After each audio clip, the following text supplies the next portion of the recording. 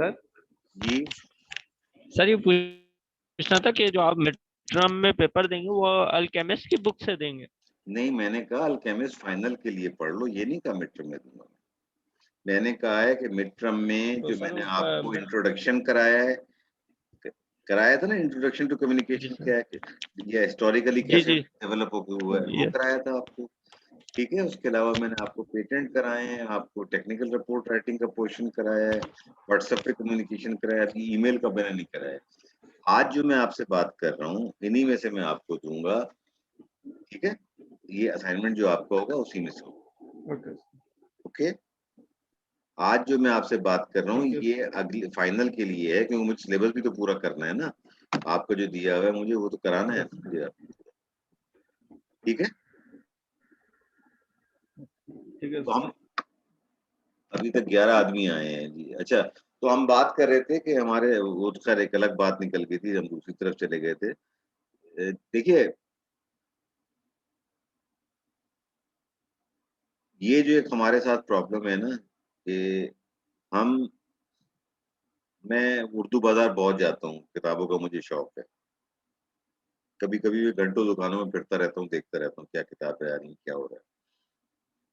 मैं ये देखता हूँ कि ओरिजिनलिटी जो है ना, वो सिर्फ वही नजर आ रही है कि जो खवातीन लिख रही हैं और उसके अंदर जो भी वो होते हैं उसके ऊपर टीवी ड्रामे बन जाते हैं। पिछले अगर 20 साल में कोई अच्छी किताब मैंने पढ़ी है ना, तो अली अकबर नातिक की किताब है। वो अभी एक आई है उर्दू के अंदर, उसने लिखी है किताब। उसको आप कह सकते हैं कि जी उसकी 2 किताबें आई हैं। अ, नौलखा हवेली और एक मियाँ बख्श का तांगा, या इस तरह करके कुछ है उसके बाद। आपको ओरिजिनलिटी यहाँ पे नज़र ही नहीं आई लोगों के अंदर। ज़्यादातर लोग क्या करते हैं, कॉपीराइट को वायलेट करते हुए जी कोई भी किताब उठाई, उसको उन्होंने तर्जुमा कर दिया। जैसे मैंने आपको बताया था कि जो भी बच्चा हाईएस्ट स्कोर करेगा उसको मैं किताब दूँगा गिफ्ट के अंदर। तो वो किताब जो कि पता नहीं कितने पौंड की है, वो यहाँ पे ₹150 में मिल जाती है। हमारे पास वो चीज़ नहीं है। लोगों ने लिखना पढ़ना, आज से 20 साल पीछे चले जाएँ, आपको आपको अशफाक अहमद मिल जाते थे, उनकी बेगम लिखा करती, और भी बहुत सारे राइटर होते थे कि जो लिखते थे, जिनको पढ़ते थे लोग, उनको बड़े शौक से पढ़ते थे, उनकी जब किताबें आती। लेकिन अब वो चीज़ बहरहाल खत्म हो गई है। एक चीज़ ज़हन में रख लीजिए कि जब भी आप किसी को, मैंने जो बात बताई है आपको, कि जब आप मेल लिखते हैं या खत लिखते हैं, कोई भी कम्युनिकेशन आपकी तरफ से किसी भी शख्स को जा रही है और अगर वो आपसे वाकिफ नहीं है, जो आपके अल्फाज दिख रहे हैं ना, वो आपकी शख्सियत के तर्जुमान बन जाते हैं। तो लिखने से पहले बहुत एहतियात करनी चाहिए। ये 9 गोल्डन रूल जो हैं, जैसे मैंने आपको बताया कि ये 50-60s की किताबें हैं, अगर आप पढ़ें तो उसमें भी आप मिलेंगे। इनको मैंने सिर्फ अपडेट किया है।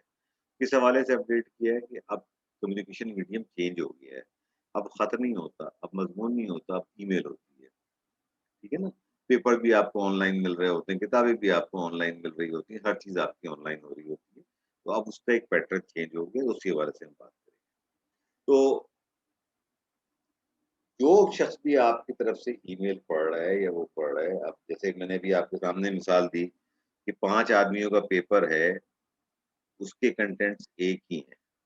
तो मैं पढ़ने वाला हूँ, मेरे ज़हन में 2 ख़्याल आ सकते हैं ना। एक, किसी एक ने लिखा है, बाकी 4 दोस्तों को उसने दे दिया, उन्होंने छाप दिया। 2, इन्होंने जहाँ से सोक्रेटिस के मुतालिक मालूमात ली हैं, एक ही सोर्स है, और इन्होंने कोई मोर देन वन सोर्स से जाने की कोशिश नहीं की और उन्होंने उसको छाप दिया। ये मेरे ज़हन में एक इमेज बन गया आपका, कि जी आपने इस तरीके से किया, ठीक है? तो कम्युनिकेशन जब आप कर रहे हो, ख़ास तौर पे अब आउटसाइडर से कम्युनिकेशन कर रहे हो ना, हमने आईओएम में डिस्कस किया कि आईओएम विदिन द कंपनी होता है। हो सकता है आप उस शख्स को जानते हो सकता है उस शख्स को ना जानते हो, ठीक है ना? लेकिन जब आप बाहर लिख रहे होते हैं, तो पहला उसूल ये है, जब ये आगे हम 9 डिस्कस करेंगे, पहली बात ये है कि हमेशा आप फॉर्मल लैंग्वेज से बात करेंगे, फॉर्मल से शुरू करेंगे बजाय पर्सनल होने के। यानी मिसाल के तौर पे आप मुझे मेल लिख रहे हैं, बेहतर ये होगा, अगर आप मुझे नहीं जानते हैं तो आप बेहतर ये होगा डियर सर करके आप शुरू करें। अगर आपकी मेरी बेतकल्लुफ़ी होगी या मेल मुलाकात होगी तो आप में लिखेंगे डियर मिस्टर ज़ैदी साहब, डियर मिस्टर ज़ैदी। ये एक हो जाता है, थोड़ा-सा एक पर्सनल टच आ जाता है, लेकिन कोशिश ये करनी चाहिए कि हमेशा जिसको आप जानते ना हो, जिससे आप मिले ना हो, उसको आप फॉर्मल लैंग्वेज में लिखिए रादर देन पर्सनल में, ठीक है? अच्छा, तो पहला उसूल क्या है? पहला उसूल ये है कि जब आप लिखें तो किसी भी तरह की मिसअंडरस्टैंडिंग नहीं होनी चाहिए। यानी आपकी रीडिंग कम्युनिकेशन जो भी हो, उसके अंदर कोई झूठ नहीं होना चाहिए। जो भी आप लिखें ना, उसकी 5 बातें होती हैं कि आप जिसको लिख रहे हैं ना, कि फैक्चुअल इन्फॉर्मेशन लिखें, किसको लिख रहे हैं, क्या लिख रहे हैं, कब लिख रहे हैं, क्या लिख रहे हैं। कोई अगर इवेंट हुआ है मिसाल के तौर पे मैं आपको दूँ कि मैं जा रहा हूँ सड़क के ऊपर, मैंने देखा कि जी एक पेट्रोल पंप है, वहाँ के ऊपर एक टैंक लॉरी खड़ी हुई है, तो टैंक लॉरी उसके टैंक में खाली कर रही है, लेकिन वहाँ जो लोग खड़े हुए हैं, उन्होंने उसके बराबर में नज़दीक में जो कि एक उसूल है होना चाहिए पेट्रोल पंप का, कि आप साथ में फायर एक्सटिंग्विशर रख के उसके बाद आप पेट्रोल का डिस्चार्ज शुरू करें, अगर वो नहीं हो रहा। तो अगर मैं उस कंपनी में काम करता हूँ या नहीं, अगर मैं उस कंपनी को बताने की कोशिश करूँगा, तो मैं उसमें लिखूँगा कि जो भी उनका होगा कस्टमर सर्विस का डिपार्टमेंट, उसको कि जनाब मैं यहाँ से गुज़र रहा था, इस वक़्त गुज़र रहा था, आप एक गाड़ी आपके पंप के ऊपर पेट्रोल खाली कर रही थी, जो एक उसूल है फायर एक्सटिंग्विशर की वहाँ ट्रॉली होनी चाहिए, लोग होने चाहिए, वो वहाँ पे वहाँ मौजूद नहीं था। लोगों ने मास्क नहीं लगाए हुए थे, इस तारीख को इतने बजे इस जगह ये बात। ये एक फैक्चुअल कम्युनिकेशन है, ठीक है ना? जो मैंने ये आपको बताई कि अगर मैं लिखूँगा। फिर उसके बाद जब आप आते हैं व्हाई के ऊपर, ये 4 तो ऊपर हो गए ना, कौन लिख रहा है, क्या लिख रहा है, इवेंट जो हुआ है, कब हुआ है, कहाँ हुआ है। उसके बाद व्हाई का है, यहाँ जब आप व्हाई लिख रहे होते हैं ना, तो फिर आप अपना ओपिनियन देते हैं। कि जैसे अगर मैं ऐसी जो मैंने आपको मिसाल दी है, इसके ऊपर अगर मैं अपना ओपिनियन दूँगा, तो मैं उनको ये कहूँगा कि your staff is not properly trained. I feel that your staff who is responsible for such and such job is not proper trained। ठीक है? तो बेहतर ये होगा। अच्छा, दूसरी बात ये, अगर भी कोई हेल्पलाइन होगी तो मैं, जैसे कि आपने देखा होगा अक्सर जो अच्छी कंपनियां हैं, उनकी गाड़ी अगर सड़क पे चल रही होती है, मिसाल के तौर पर नेस्ले की गाड़ी है, एक जगह से दूसरी जगह पहुंचा रही है, या और कंपनी की गाड़ियां होती हैं, उनके पीछे लिखा होता है, am I driving safe, if not please contact so and so, एक नंबर दिया हुआ होता है। तो आप उस नंबर पे कॉल करके बता सकते हैं कि जो फलानी जगह आपकी गाड़ी थी, मैंने देखा है उस गाड़ी ने सिग्नल तोड़ा है, आप उसको कंफर्म करके बता। लेकिन कोशिश ये होनी चाहिए, आपकी कोशिश हमेशा ये होनी चाहिए कि आप इन पर्सन कम्युनिकेट कर लें या फ़ोन पे कम्युनिकेट कर लें, तो वो ज़्यादा बेहतर होता है। बनिस्बत के आप अगर जो ईमेल लिख रहे होते हैं, उस तरीके से वो बात नहीं होती, तो बेहतर ये होता है। लेकिन अगर मजबूरी हो तो आप ईमेल की शक्ल में या खत की शक्ल में आपकी बात। अच्छा, अगर कोई इश्यू है, उस शख्स को आप इनवाइट करेंगे कि आइए जनाब, मिल लेते हैं, फेस टू फेस मिल लेते हैं या फ़ोन पे बात कर लेते हैं, ताकि आप अपने ख़यालात को अच्छे तरीके से इज़हार कर सकें। और फ़ोन पे भी बात करते वक़्त कर्टेसी को आपको हाथ से नहीं दामन छोड़ना चाहिए। अस्सलाम वालेकुम, कैसे हैं आप, खैरियत से हैं? उसके बाद आप अपना तारुफ कराएँगे कि जी मैं ये हूँ, और मैं आपसे इस मसले पे बात करना चाहता हूँ। Is it N appropriate time? आपके पास वक़्त है मेरी बात सुनने के लिए? अगर वो कहता है कि हाँ वक़्त है, तो फिर आप उसको बताएँगे कि जी ये बात है, ये है, ये इस तरीके से हुआ, ठीक? और अपने अल्फ़ाज़ का जो है इंतख़ाब जो है ना, वो बहुत इसमें अहम होता है। इसी से या तो आपकी बात सुनी जाएगी, या इसी से आपकी बात रिजेक्ट। ओके? ये है पहला उसूल, मिसअंडरस्टैंडिंग को अवॉइड करें। रूल नंबर 2 क्या है कि जब आप फ़ोन पे बात कर रहे होते हैं ना, तो आपकी टोन की बड़ी अहमियत होती है कि आप किस लहजे के अंदर बात कर रहे हैं। कहते हैं ना कि कभी-कभी अल्फ़ाज़ इतने अहम नहीं होती, उनकी अदायगी जो होती है ना, वो बता देती है। जो आपको हर्ट करती है ना, वो उस लफ्ज़ में शायद इतना बुरा ना हो जो इस्तेमाल हो रहा है, लेकिन जिस तरीके से वो कहा जाएगा, वो लोगों को बुरा लग जाता है, और उसको आप शायद कभी-कभी लोगों के तकिए कलाम होते हैं या बात करने के अंदाज़ होते हैं, तो बीच में रुक-रुक के कर रहे होते हैं, तो वो आपको नहीं पता होता, लेकिन सामने वाला जो है आपकी टोन को नोट कर लेता है कि इस वक़्त आपकी टोन जो ऑफ़ेंसिव हो गई है, और आपको पता भी नहीं चलता है। आपका वो एक नॉर्मल तरीका होता है बात करने का। तो ये इसका बेहतरीन तरीका ये होता है कि जब आप किसी से बात कर रहे हैं ना, अपने भाई से बात कर रहे हैं, अपनी बहन से बात कर रहे हैं ना, अब दुनिया में इतनी आसानियाँ हो गई ना। पहले जैसे मैंने अभी जब तकरीरें हम कर रहे थे क्लास के अंदर, तो मैंने किसी बच्चे से कहा था कि लगता है कि तुमने आईने के सामने खड़े होकर प्रैक्टिस की है। क्योंकि मैंने भी खुद ये किया था अपने जब मैं छोटा था। अब तो बहुत आसान है ना, अपने भाई से बात कर रहे हैं, बहन से बात कर रहे हैं।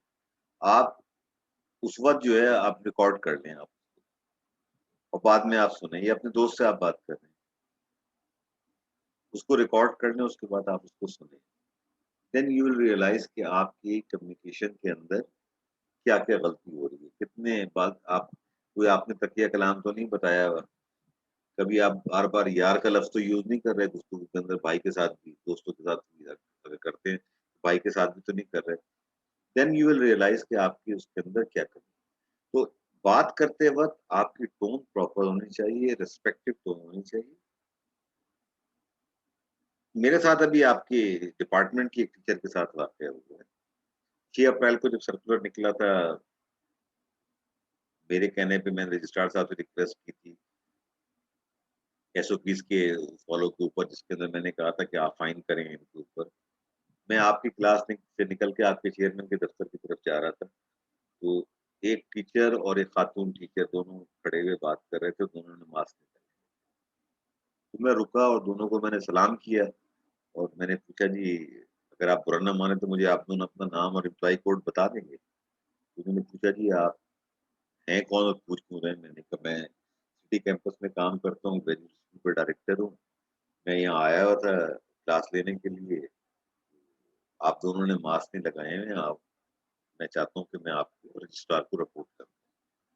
ये सर्कुलर आने के बाद, सर्कुलेट होने के बाद भी अब 6 अप्रैल को सर्कुलेट हो चुका है और आप ये कर रहे हैं, ना सिर्फ आप अपने आप को रिस्क पे डाल रहे हैं, आप दोनों एक-दूसरे को रिस्क पे डाल रहे हैं और साथ-साथ मैंने तो मास्क लगाया हुआ है लेकिन ये नहीं। तो जो मर्द टीचर था, वो बहुत पोलाइट था। उसने फ़ौरन मुझसे अपोलोजाइज़ किया कि I am really sorry sir कि मुझे लग गया, मैं कमरे से निकल के आया हूँ, मैंने मास्क नहीं उठाया, तो मैं अभी जा रहा हूँ वापस कमरे में। जो खातून टीचर थी, उन्होंने ऑफेंस ले लिया इस बात पे। How could you report me to register? मैंने उनसे कहा, देखिए बीबी, आप ये समझ रही हैं कि मैं नहीं कर सकता, लेकिन मेरे पास ये राइट है। जब रजिस्ट्रार ने एक सर्कुलर निकाल दिया, तो ये सर्कुलर हम सब के ऊपर, चाहे स्टूडेंट हो, चाहे टीचर हो, चाहे वो चौकीदार हो, चाहे वो कासिद हो, जो भी हो, उस सब के ऊपर उसको फॉलो करना बहुत ज़रूरी है। और मैं जो ये बात सर्कुलर निकाला गया है, मेरी और आपकी बेहतरी के लिए निकाला गया है। अगर आप एक टीचर हैं, आपको तो रोल मॉडल होना चाहिए। अगर आप खुद नहीं करेंगी, तो जो स्टूडेंट जिनके साथ आप इंटरैक्ट कर रही हैं या जूनियर टीचर आपके साथ हैं, वो उसको उनके ऊपर क्या इंप्रेशन पड़ेगा। तो वो खातून गुस्से में पैर पटकती हुई वहाँ से चली गई। खैर वो मैं चाहता तो चेयरमैन से पूछ के रिपोर्ट कर सकता था, लेकिन ये मैं आपको बता रहा हूँ कि बाज़ औक़ात ऐसा भी होता है ज़िंदगी के अंदर कि आप पोलाइट टोन के अंदर किसी से बात कर रहे होते हैं, लेकिन still people take offence. Sabeen ये नोट कर लीजिएगा, क्लास के अंदर पहले 19-20 लोग थे, अब 15 रह गए हैं। Sabeen are you there attendance या आप 20 भी की गायब हो गई हैं? यस सर, नहीं देख लीजिए, आप खुद अब 15 लोग रह गए हैं। नहीं सर, मैं यही ठीक है? सर अटेंडेंस 20 की लगानी है या 16 की लगानी है जो भी मौजूद है? नहीं, मैं देखो अब क्या मैं क्या करूँ, अब आप लोग छोटे नन्हे बच्चे तो हो नहीं ना कि मैं उँगली पकड़ के क्लास में लाऊँगा।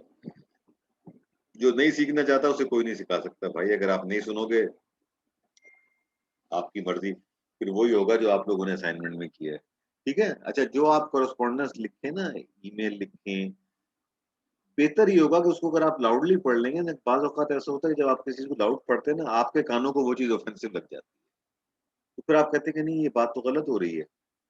तो फिर आप उसको रिफ्रेश कर देते हैं, ठीक है? तो आपको पता चल जाएगा कि जी आपने जो लिखा है, अगर आपने अपने लिखे हुए को नहीं, अगर आप मुझे ईमेल लिख रहे हैं या मैं आपको ईमेल लिख रहा हूँ और उसमें कोई ऐसी चीज़ अगर मैं उसको लाउडली पढ़ूँगा, खुद ब खुद मुझे एहसास हो जाएगा कि इसके अंदर ये नहीं कि 4 आदमी को बिठा के मैं पढ़ रहा हूँ कि मैंने इसकी आज क्लास ली है, इसकी आज मैंने बेड़ा गर्क कर दिया है, ऐसा मैंने लिखा है उसको कि उसको होश ठिकाने आ जाएँगे। नो, ये चीज़ प्रोफ़ेशनल लाइफ़ में नहीं चलती। प्रोफ़ेशनल कोरेस्पॉन्डेंस के बाद अगर आप पढ़ लेंगे ना, तो आपको पता चल जाएगा कि आप जो है इसमें ऑफेंसिव तो नहीं हो रहे, सार्कास्टिक तो नहीं हो रहे, या आपको ज़्यादा डिमांड तो नहीं कर रहे अपने साथियों से या अपने सबॉर्डिनेट से, कोई आप ऐसी चीज़ तो नहीं कर रहे। तो उसके बाद आप सोचें कि आपका जो मैसेज है वो कैसा लगेगा। एक वक़्त को आपको रिसीविंग एंड पे जाके सोचना पड़ता है कि अगर ये मुझे कोई और मुझे लिखेगा तो how would I feel about it? अगर आपको बुरा लगेगा तो फिर आप उसकी लैंग्वेज को आप सीखें। और अगर आप फिर भी आप कॉन्फिडेंट नहीं हो रहे हैं, आप समझ रहे हैं कि आप सही हैं, लेकिन फिर भी कोई डाउट अगर आपके दिल में आ रहा है ना, तो अपने किसी कोलीग से, दोस्त से आप दिखा के, ये प्रोफेशनल एक लेटर है, आप किसी और को लिख रहे हैं, ईमेल है कि देखो ये मैंने लिखी है, कुछ ज़्यादा गड़बड़ तो नहीं हो रही, ज़्यादा ऑफेंसिव तो नहीं हो रही, ज़्यादा सख्त तो नहीं हो गया, तो वो आप उससे ओपिनियन ले सकते हैं। तो ये चीज़ें अगर आप कर लेंगे, तो आपको ज़रा आसानी हो जाएगी, ठीक है? तो बेहतर ये होता है, अच्छा खास तौर पे ये होता है अगर आपको वो खत आया है ना, उसको पढ़ के आपको गुस्सा आ गया, या कोई ऐसी बात आपको लिख दी गई है कि जिससे आप आपने कोई काम किया नहीं है और आपको एक्यूज़ कर दिया गया उसके लिए। अगर आप उसका इमीडिएटली जवाब देंगे ना, नामुमकिन है कि वो ऑफेंसिव ना हो। ये 10% ये होगा कि जो जवाब भी आप गुस्से में जो जवाब आप गुस्से में लिखेंगे ना, वो कभी जवाब सही नहीं हो सकता, वो कभी सही नहीं होगा। तो अगर ऐसी कोई मेल आ गई है जिसको पढ़ के आपको गुस्सा आ गया है या आपको थोड़ा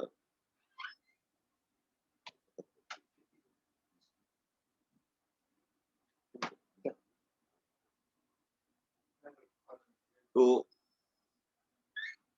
उसको आप ज़रा 1-2 घंटे के लिए छोड़ दें।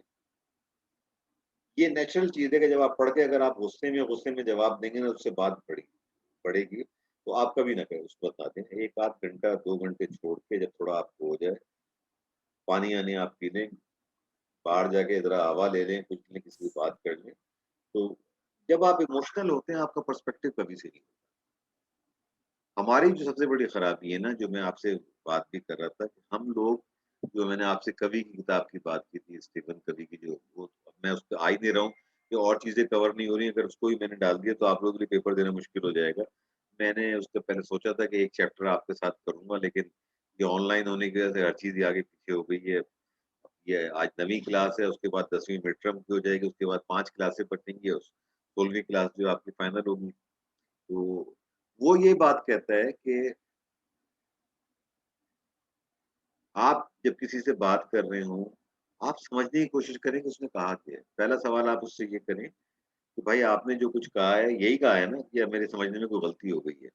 हमारी आदत ये है कि हम जवाब पहले बना लेते हैं, उसको डाइजेस्ट नहीं करते, अपने दिमाग में उसको प्रोसेस नहीं करते कि बात है क्या, फौरन हम जवाब देते हैं। यही चीज़ कम्युनिकेशन के अंदर होती है, अगर आप राइटिंग पे ईमेल मिलते, खत मिलते आप ऑफेंड हुए और आपने जो है उसका बेड़ा गर्क कर दिया। फ़ौरन आपने कहा कि आज तो मैं इसको ऐसा जवाब दूँगा कि याद रखेगा। लेकिन याद रखिएगा गुस्से में आपकी जजमेंट कभी नहीं सही। हमें बचपन से बताया जाता है गुस्सा हराम है, गुस्सा हराम है। लेकिन हम जब बड़े हो रहे होते हैं ना, हम देख रहे होते हैं कि दादा-दादी को डाँट रहा होता है, नाना-नानी को चीख रहा होता है, नाना-मामू को थुकाई लगा रहा होता है, दादा-चाचे को पीट रहा होता है। जब आपका बाप ज़रा बड़ा होता है ना, मुझे वो सोच से निकल चुका होता है कि पिटाई हो उसकी या कुछ हो। तो हम जो है ना हमेशा हमें ये आदत होती है कि हम अ, गुस्से को मतलब जजमेंट को अपनी जो है क्लाउड कर लेते हैं, किसी के भी मुतालिक करने से। तो बेहतर ये है कि अगर कोई जवाब आपने देना है, चाहे आप लेटर की फॉर्म में दे रहे हैं, ईमेल की फॉर्म में दे रहे हैं, उसको ज़रा ठंडे दिल से सोच लें। 1-2 घंटे डिले कर देंगे तो कुछ नहीं हो जाएगा, ठीक है? ये था हमारा गोल्डन रूल नंबर 2। तीसरी बात, ये भी अब सेकंड पे चल रहे हैं, ये थर्ड पे अभी आए नहीं है, ठीक है? अच्छा, जैसे मैंने आपको आईएम में बताया था कि आईएम शुरू होता है टू से, उसके बाद नीचे आप देते हैं फ्रॉम कौन है। तो वहाँ पे आईएम में चूँकि हर आदमी एक-दूसरे को जान रहा होता है, आप बाय नेम नहीं करते आप बाय डेजिग्नेशन कर रहे होते हैं। आप जैसे मैंने अभी आपको मिसाल दी, रजिस्ट्रार ने एक निकाला ना, एक आईएम निकाला रजिस्ट्रार ने।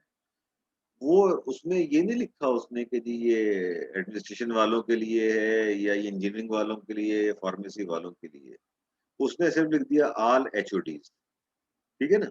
तो वो 2 की फील्ड में ऑल एचओडी आने का मतलब ये है कि उन सबके नाम आ गए। आप जब टू की फील्ड में जाके अगर कोई ईमेल लिख रहे हैं, तो आपके बाज़ औक़ात ऐसा होता है कि एड्रेस बुक में एक से ज़्यादा नाम एक होते हैं।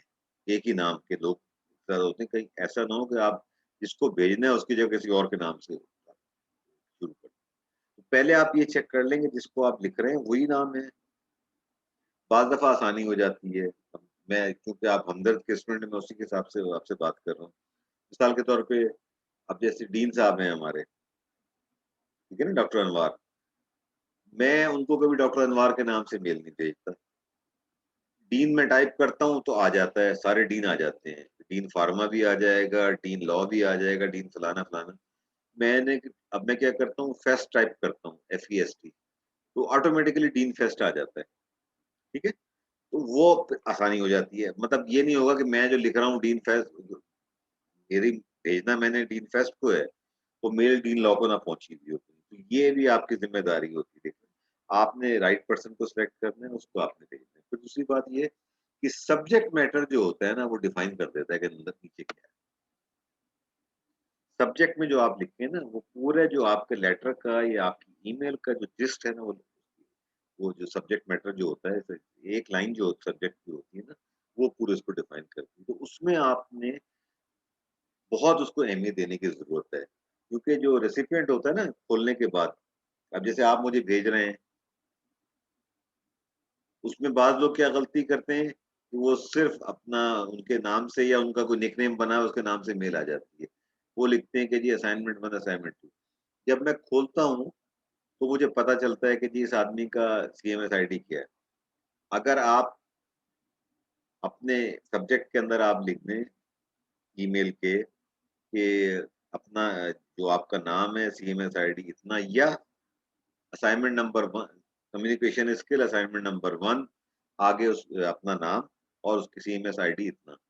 मेरे लिए बड़ी आसानी हो जाएगी बगैर खोले देखने की, समझने की। तो ये चीज़ें जो है ना, ये बहुत छोटी-छोटी होती हैं। असाइनमेंट 1 मुझे बता देगा कि क्या है। तो सब्जेक्ट ये तो ख़ैर एक पर्टिकुलर उस केस की हम बात कर रहे हैं। लेकिन सब्जेक्ट मैटर जो है वो आपको बहुत सोच समझ के लिखना होता है। कि कभी-कभी जो होता है जो रेसिपिएंट होता है, वो सब्जेक्ट अगर उसको मतलब ऐसा कोई लिखा हुआ हो ना, तो वो इग्नोर करके कहता है अच्छा ये तो इम्पोर्टेंट नहीं, चलो इसको बाद में देखेंगे। तो अगर आप सब्जेक्ट मैटर प्रॉपर्ली लिखेंगे तो उसका हो सकता है कि चौथी चीज़, इसी में अभी सेकंड पॉइंट पे हम बात कर रहे हैं कि स्पेलिंग जो होती है ना डिस्क्राइब करती है आप एक्यूरेसी ऑफ स्पेलिंग। अभी जो मैंने आपके असाइनमेंट देखे हैं, मुझे इतनी मायूसी हो